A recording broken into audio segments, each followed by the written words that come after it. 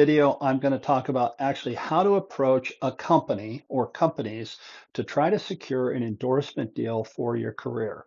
I did a video on this the other day, and really the video I ended up more talking about what an endorsement is and what it is not. And so I'm going to go ahead and put a link to that video in the comments below. If you didn't see that one, you watch this one, you still have questions, check that out. A lot of the questions you may have might be answered in that particular video. Um, so I'm going to get in right now into how to approach a company, how to go ahead and try to secure a deal with them.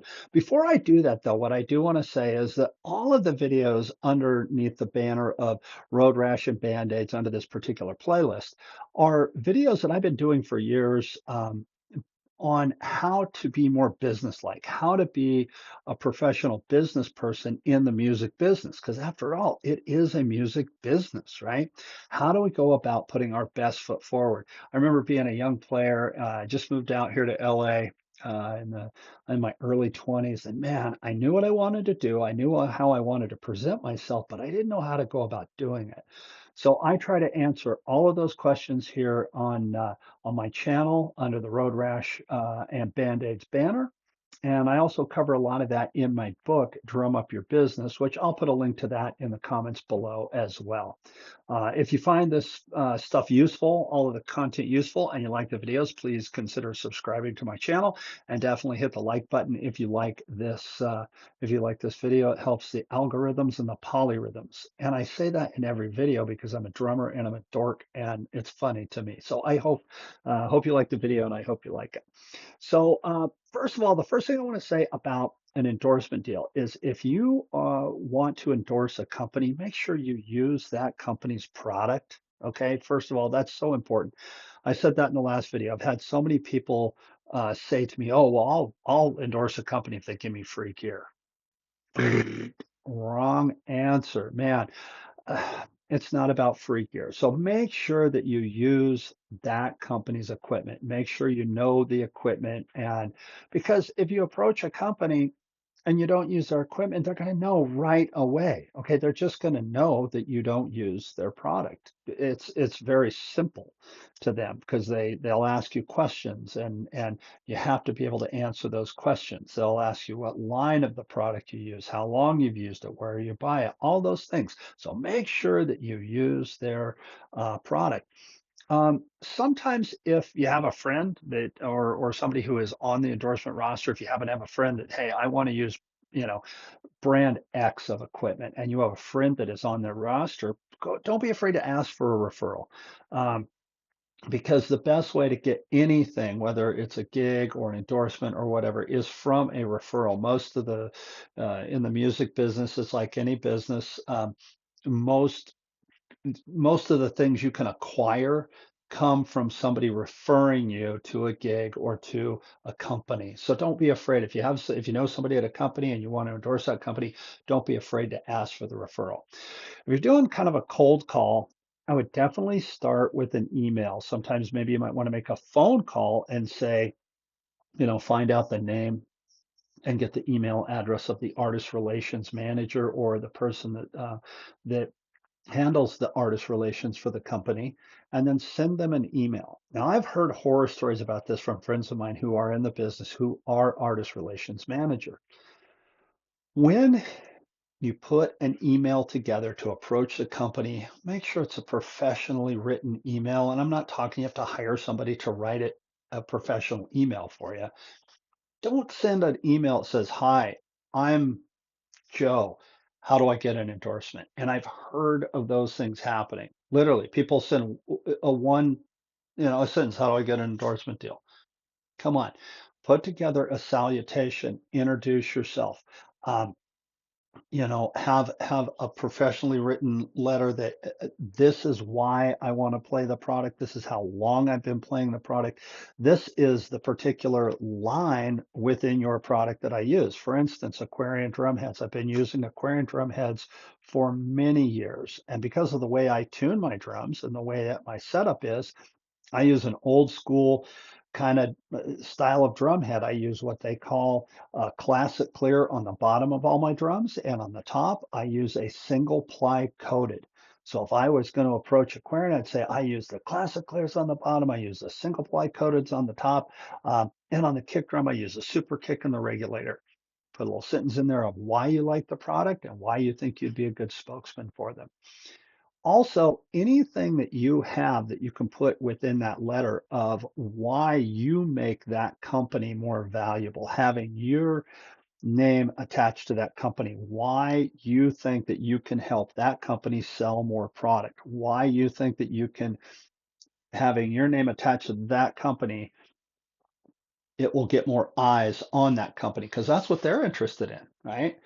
And then how well you represent that company. They don't want somebody that's not going to represent their company well. So put all of those things into the email. Know the product, be professional, write a good email, right? Write a good email. I would say after you send the email, maybe give it a little bit of time, sometimes up to a month, and send a follow-up email. Maybe make a phone call, right? Usually most companies will be pretty good at getting back to you. They'll get back to you within a short amount of time usually and say, yes, they are accepting new endorsees, and they will send you an application at that time, and you fill out that application. And it's just like a job application, just all the pertinent information and the things that you have accomplished. Don't be afraid to list all of your accomplishments, everything from albums that you've recorded to maybe some awards that you've won, videos that you've been in, television shows that you've been on, all that sort of stuff. Make sure you put that on the application. That being said, everything that I just said right there, maybe sometimes if you're seeking an endorsement and you haven't done any of those things, right? You haven't done an album, you haven't done any records, you haven't been on any TV shows, you haven't written a book. I myself have an author, I've authored many books. Um, so maybe it's not time yet. Maybe ask yourself before you seek out that endorsement, am I ready to approach a company? Am I ready to do that? And I don't think there's a right time. I'm not saying wait till you've had a big long stream of accomplishments. But I think you have to have some accomplishments, right? So make sure that you're ready for the endorsement. Make sure that your career is such that you've done the work, you've done some of the work that you've and that you do add value to that company. So ask yourself that question. Um, be patient, be patient with what it is that you're trying to do. A music career is not built overnight. It just isn't.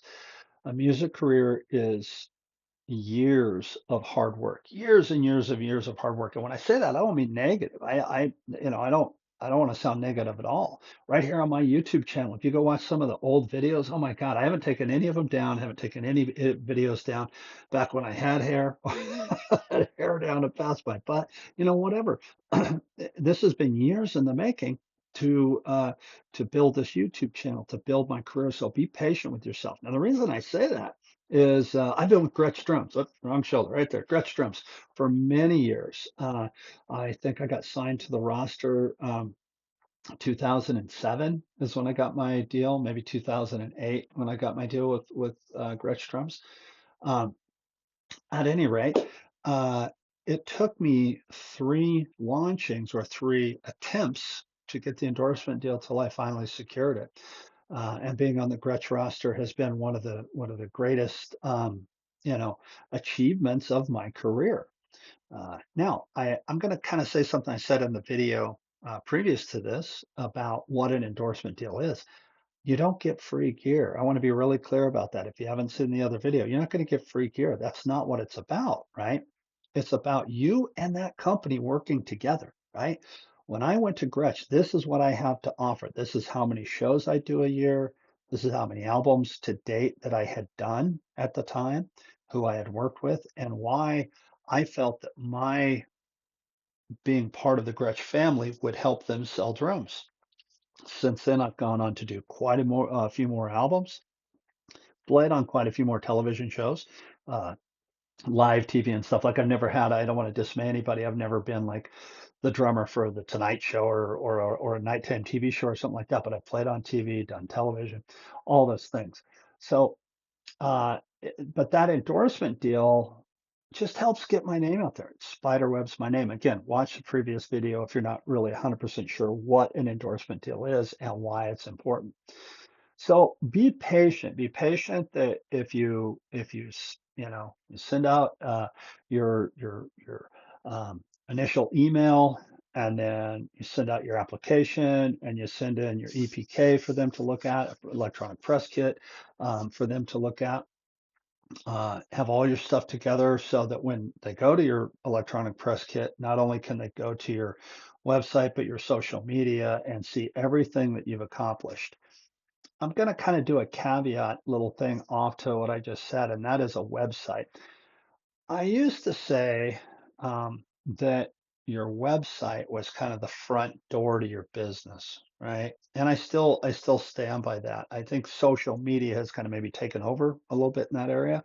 Well, not a little bit, a lot, but it's taken over for the need for a website. But I still think a website's phenomenally important. I think it's one thing to go to somebody's social media and see their victory lap around everything that they do, because that's what it is. It's our highlight reel, our social media.